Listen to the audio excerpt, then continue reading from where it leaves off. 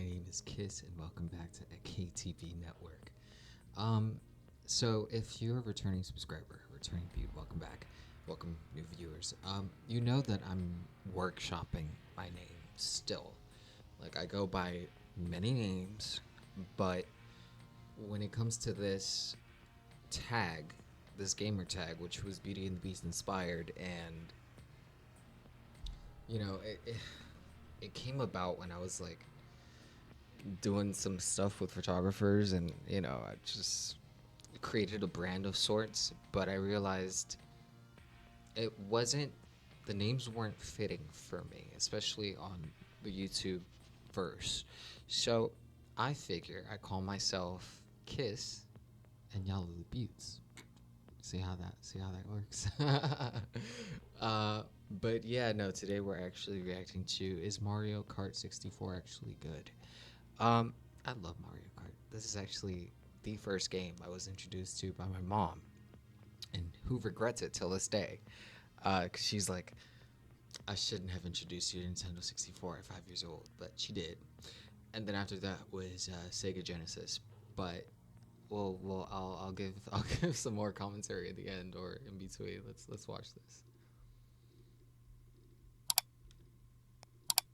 And by the way, like and subscribe if you vibe. Become a Butte today. Alright. But let's see. It's from Mario McKester or McKester. Oop. Oop. Oop. We gotta do the game audio here. I almost messed up. I almost did. Alright, let's restart. The Mario Kart series has been around for decades. And ever since the original's release on the SNES in 1992, each game to follow it has constantly tried to improve, refine, and introduce new mechanics to the series to try and keep it fresh. With that in mind, there has always been a constant debate surrounding which Mario Kart did it best. Some say it was the original on the SNES because it was the start of the series. Others say it's Mario Kart Wii because of its complexity and depth. That I can't go that far. No. The furthest I've gone was Pokemon Red. That's enough. That was black and white. And some even say it's Mario Kart 8 Deluxe because it's the most recent entry in the series. But there's one Mario Kart game that is always brought up And Super Mario, the black and white one. In this debate. That's one Mario that's Kart game me, that still to this day, even over 25 years after its initial release, has an incredibly active community dedicated to pushing the game to its limits. That game is none other than the topic of today's video, Mario Kart 64. This game has always fascinated me. And for my second video in my series covering all the Mario Kart games, I want to take a deep dive into it and explore its many aspects. My name is Mario Mikester, and welcome to a Mario Kart 64 retrospective. In this video, I want to try and find out if, after all these years, is Mario Kart 64 still worth playing today? Better. Released on February 10th, 1997 here in North America, Mario Kart 64 is the second entry in the Mario Kart series, following up the immense success of Super Mario Kart on the SNES. Development for this game began around sometime in early 1995 under the name of Super Mario Kart R, the R standing for rendered. The main goal that the team had when developing the game was to have it be capable of simultaneous 4-player split-screen multiplayer, as the N64... I'm getting major nostalgia, especially with the lack of saves. You could not save at all. You have to finish it in one shot or keep the Nintendo 64 on. 64 was the first Nintendo console that had 4 controller ports, and Nintendo wanted 4-player multiplayer to be a big selling point of the system. By far the biggest issue that the team faced during development was a lack of processing power. Since the N64 was a 3D capable console, the team wanted every aspect of the game to be 3D. That means they wanted the racers to be 3D, the items to be 3D, and the courses to be 3D. But, as it turns out, rendering all these things at once happened to be quite the challenge, especially in the 4-player mode that required almost quadruple the amount of processing power than that of the single-player mode. In order to combat this, the items along with the racers were turned into 2D sprites. These 2D sprites, however, were 3D models, meaning that instead of rendering full 3D models, the system was rendering 2D pictures of them at various angles. In order to make these 2D sprites seem as 3D as possible, the team created hundreds of different sprites for each frame of a character's movement. It's honestly really impressive. And as the game started to near the end of its development period in late 1990s... It makes sense regarding, based on how it looks. sticks, That's a the team really for good some job. reason decided to abandon the name of Super Mario Kart R and instead went for a more simple name, Mario Kart 64.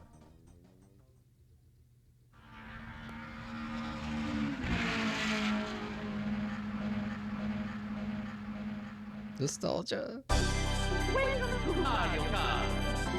Upon opening the game, you are literally greeted by Mario on the title screen and have the option between And 1, that 2, music. 3, or 4 player mode. Yeah. Starting things off with a single player mode, you have the choice between Grand Prix and Time Trials. These modes are pretty much exactly the same in this game as they are in every other Mario Kart game. Grand Prix sees you choosing a cup and racing across the 4 different tracks of that cup, with your goal being to aim for the highest placement possible at the very end, and Time Trials involve going for your best time on a specific track without the interruption of other players or items. Heading into the Grand Prix mode, we have the character selection.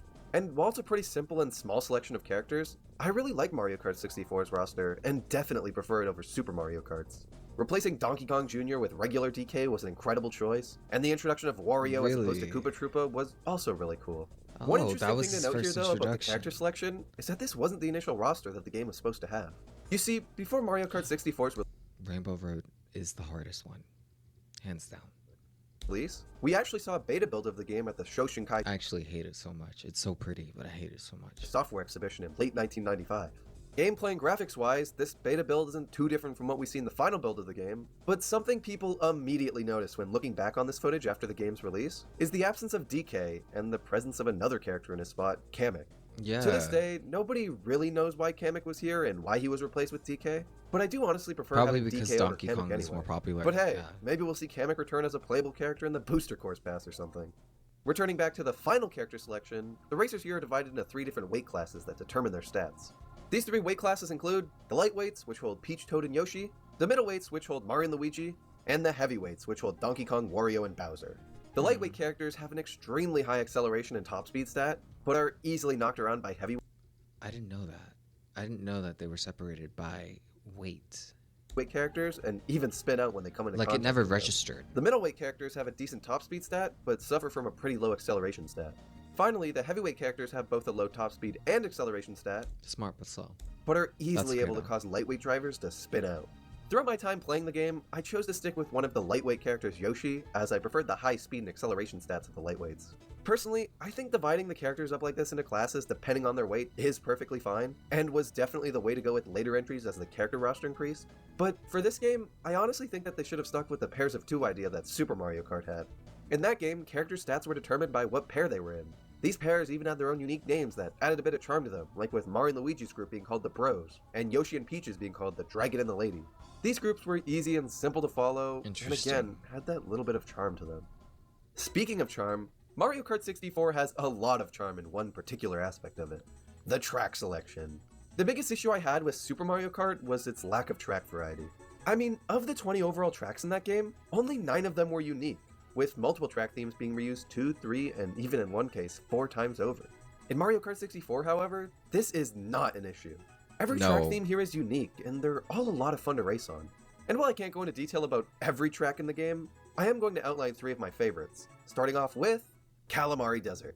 This track takes place in, well, a desert, and while layout-wise it's pretty simple, every other aspect of the track is really cool. Obviously, for starters, you got the iconic train that many people hate because Oh, it literally requires you to stop man. and wait for it at times. Oh But man. honestly, I like the train. It Yes, stops I certain love racers that train. from getting too far ahead and makes for a pretty unique idea in a Mario Kart track. Yes. One of the coolest parts of this track, though, is being able to follow the train tracks and actually done go that. into this tunnel. I've done that. Moving on, we have Rail Raceway. This track is a lot of fun to race on. It has so many twists and turns that are just a blast to drift around. By far the absolute coolest part of this track, though, is the addition of the entire outside of Peach's castle from Super Mario 64 as not only a set piece, Till this day, if I ask my mom to play this game, she will want to go. Like we played this over and over and over. It was so much fun. It's a game you can never really get tired of. but a place the player can actually go to. There's not much you can really do here other than, well, drive around, but being able to go here in the first place is cool enough already. It is such a shame that they removed the ability to do this in the Mario Kart 8 remake of the track. Last up, we have Bowser's Castle. Wait, what did they And remove? out of every single Mario Kart, 'Cause that looks cool enough beautiful. already. It is such a shame that they removed the ability to do this in the Mario Kart 8 remake. Turns that are just a blast to drift around. By far the absolute coolest part of this track, though, is the addition of the entire outside of Peach's castle from Super Mario 64 as not only a set piece, but a place the player can actually go to. There's not much you can really do here other than, well, drive around, but being able to go here in the first place is cool enough already. That's It right. is such a shame that they removed the ability to do this in the Mario Kart 8 remake of the track. Last up, we have Bowser's Castle. I used to do that too. And out of every single Mario Kart Bowser's Castle we've gotten, this version is definitely in my top 3. The whole aesthetic of this track is just perfect. I mean, you got the infamous Marty the Thwomp, a green thwomp who, for some unknown reason, is locked up in this area near the start of the track. There's the bridge over the lava, I never and the tower noticed you him. spiral around at the end of the track. Everything about this track, even down to the music, has such a creepy and eerie vibe. I love it. Mario Kart 64's tracks are such a step up from Super Mario Kart's in practically every way. And honestly, a lot of the tracks here still hold up today, and because of this, have become some of my absolute favorite Mario Kart tracks. Onto the controls, I honestly think that Mario Kart 64 controls pretty well. Unlike Super Mario Kart and some other entries in the series, the controls here are quite surprisingly very easy to pick up. You'll most likely have the basics of this game's controls down by the second lap of your first race. The drifting here, though, is where the controls really shine in my opinion. This game was the first Mario Kart game to reward the player with a speed increase for drifting well, but it works a little differently here than it does in later entries. In this game, you get a speed increase after your, E's turn orange. In order to get these E's orange, you have to steer the car away from the way you're turning while drifting. For example, if you're drifting to the right, holding the control stick to the left will start building up a speed boost. There is no visual indicator for when you correctly perform a drift, but you'll know you've done it right if you hear one of your racer's voice lines. Yeah, Drifting mechanics have obviously improved in later Mario Kart games. It was such a pain to me that I could never manage to drift, and it was so difficult, I guess. Whatever. But I still think they work pretty well here. Like the only thing I would add is a little visual flair to them, like you see in most other Mario Karts. Something in this game that does have a visual flair to them, though, is the items. Items in Mario Kart 64, similar to literally every other Mario Kart game, are key to winning a race. And the item selection here is I would just great. keep those around me and get classic close to them returning so they items could like the just green and red shell, get the hit. mushroom, and the banana. But you also have newly introduced items to the franchise like the golden mushroom and fake item box. Of all these newly introduced items, though, there was one item introduced in Mario Kart 64 that would forever change the franchise. I hated that fake item box. The blue shell. The blue shell is easily the most iconic Oh, item the in one that all of searches, Mario Kart. yes. It's a shell that beelines for the player in first place, with its only goal being to absolutely ruin their day. This item is an extremely controversial one among Mario fans. Some hate it and hope it one day never gets to see the light of day again, while others enjoy the chaos it brings to Mario Kart. No, in this game, leave though, it. I never really had a problem with the blue shell. It feels pretty rare here and honestly pretty well balanced. One thing I love about the items in this game, though, is how fun they are to use. Throwing and hitting someone with a red or green shell, causing someone to spin out with a banana, and ramming someone with a star just feels so good here. I can't really explain it. It really beyond that. does. Moving on to my absolute favorite part of this game, we have the multiplayer. Mario Kart games are, at their core, meant to be experienced with other people. Sure, the single player is a lot of fun, but nothing beats playing it with some friends. And while I wasn't able to do full 4-player multiplayer, I was able to do 2-player with a friend. We started off with the Grand Prix mode, and oh my god, the game is just so much more fun this way. We were constantly hitting each other with items and doing whatever the hell And this I love was on how Wario it's Stadium. displayed on the Any screen. smaller minor issue I had with this game in the single player mode was just non-existent in multiplayer. Things like getting crushed by a thwomp in Bowser's Castle and waiting 10 seconds to be able to race again was so frustrating when it happened in single player, but when it happens to your friend in multiplayer, it's so much hilarious. fun. Yeah. It's very clear that a lot of this game was designed and built around playing with at least one other person, and I absolutely love the insanity that ensues because of it. The only thing I was really worried about in multiplayer, though, was the transition from full screen to split screen being hard to adjust to. But surprisingly, it absolutely wasn't. But in order for a Mario Kart game's multiplayer to truly be amazing, there's one thing it has to do right. The battle mode. Battle mode in Mario Kart is a simple That was concept. so much fun. Instead of racing, you're battling, trying to make the other player lose all their balloons if you by lose all the bombarding them balloons, with a variety of items. It's over. Mario Kart 64's battle mode is highly regarded by many as the absolute best Mario Kart battle mode. Yes. And after playing it, I can absolutely understand that. The battle mode here is amazing. In 64's rendition of the mode, you have 4 courses to choose from. You can tell they put a lot of work into that. Big Donut, Block Fort, Double Deck, and Skyscraper. Each of these courses are a ton of fun to battle on. Big Donut has the giant lava pool in the middle. Block Fort has its multiple different levels that you can snipe players from. Double Deck, similar to Block Fort, also has multiple levels, but now a bit more open-ended. And Skyscraper has its many holes to fall into.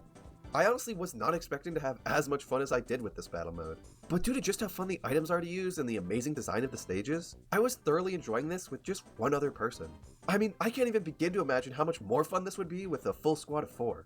Mario Kart 64's battle mode, while simple in some regards, is easily one of the most fun Mario Kart battle modes out there, and one I would highly recommend trying with a friend if you have the Nintendo Switch Online expansion pack. The last of the multiplayer modes here is Versus. Versus sees you and 1, 2, or 3 other racers, depending on what multiplayer mode you chose, race across specific tracks without the intrusion of CPUs. It is important to note that Versus is the only way you can actually race with 3 or more players, as the Grand Prix mode is only available in 1 and 2 player mode. This is most likely due to hardware limitations, but it really is unfortunate that you're unable to do a full Grand Prix with 3 or more people. In order to make this Versus mode interesting though, several bombs are spread throughout the track that you have to avoid. I only played a little bit of this Versus mode, but from what I did play, while I definitely do prefer the Grand Prix and Battle mode over it, I can absolutely see how this could be a lot of fun with 4 people. Although that's clever. Overall, Mario Kart 64's multiplayer is not only an incredible technological feat of the time, it's a so you don't know who's in first, second, third, and fourth. That's pretty clever, actually. Multiplayer experience that still holds up incredibly well to this day, and one that I absolutely think is worth trying at some point. Mario Kart 64 is an incredible Mario Kart game. Going into this, I did not expect to enjoy this nearly as much as I did. I expected the controls to be janky, the graphics to be dated, and the items to be poorly balanced. And while that statement on the graphics is still pretty true, if it bothers you that much, there's a fan-made texture pack of the game that dramatically improves the look of it. I'm talking they went back and remade thousands of 2D sprites in HD. It's one of the most impressive fan projects I've ever seen. But back to the game, I was so happy to be I'm talking they went back and remade. If it bothers you that much, there's a fan-made texture pack of the game that dramatically improves the look of it. I'm talking they went back and remade thousands of 2D sprites in HD. It's one of the most impressive fan projects I've ever seen. But back to the game, I was so happy to be proven wrong on a lot of the preconceived notions I had on this game. There are so many aspects of this game that have just held up extremely well over the years. The tracks here, while some being a little bland, are for the most part designed incredibly well in terms of their layout, music, and aesthetic. The items are so fun to use. Shooting a shell feels sharp, blasting across the track with a gold mushroom is exciting, and hitting that perfect lightning shock is so rewarding. There were some minor issues I had with this game in single player mode, but once you get into multiplayer, pretty much all those things you find annoying and frustrating become the most enjoyable part of the game, because you get to see your friends struggling with them too. Mario Kart 64 is easily one of the most enjoyable multiplayer Mario Kart experiences out there. It's simple, fun, and chaotic. It's everything you need in a Mario Kart game. So with that, I can confidently say that even over 25 years after its initial release in 1997, Mario Kart 64 is absolutely still worth playing today. I agree.